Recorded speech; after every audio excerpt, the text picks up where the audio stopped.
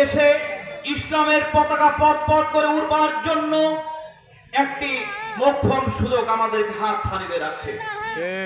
এই সুযোগ আমাদেরকে কঠিন ভাবে কাজে লাগাতে হবে।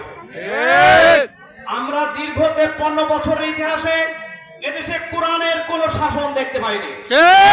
90% বেশি এই মুসলিমের এই দেশে কোরআনের শাসন এদেশে পরিচালিত হয়নি। মানুষের মন গড়া আইন দিয়ে দেশ পরিচালিত হয়েছে। আমরা কি চাই এদেশে কোরআনের শাসন চালু হোক? কোরআন দেশের সংবিধান হোক, এটাকে আমরা চাই। কারা কারা চাই দু হাত উঁচু করে দেখান।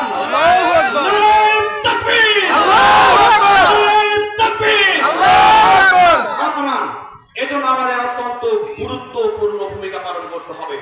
আল্লাহ পাক পবিত্র কোরআনে ঘোষণা দিয়েছেন, আমান আহসানু কাওলাম মিম্মান দাআ ইলাল্লাহি ওয়া আমিলা সালিহান ওয়া ক্বালা ইন্নানী মিনাল মুসলিমিন। আল্লাহ পাক সূরা হামিমের 33 নম্বর আয়াতে দ্ব্যর্থ কণ্ঠে ঘোষণা করেছেন, তার কথা সাথে কার কথা উত্তম হতে পারে?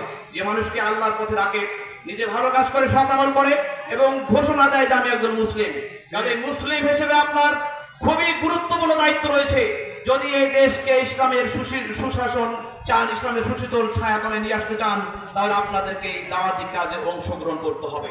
নিজেদেরকে, নিজের পরিবারে, আত্মীয় স্বজন, প্রতিবেশী, সমাজবাসী এবং দেশের সর্বস্তরে আপনাদেরকে দাওয়াতের কাজ পৌঁছাতে হবে। এই ব্যাপারে আপনাদেরকে মোক্ষম ভূমিকা পালন করতে হবে। আপনারা রাজি আছেন? ইনশাআল্লাহ। সবাইকে কবুল করুন। আল্লাহুম্মা আমিন। আল্লাহুম্মা আমিন।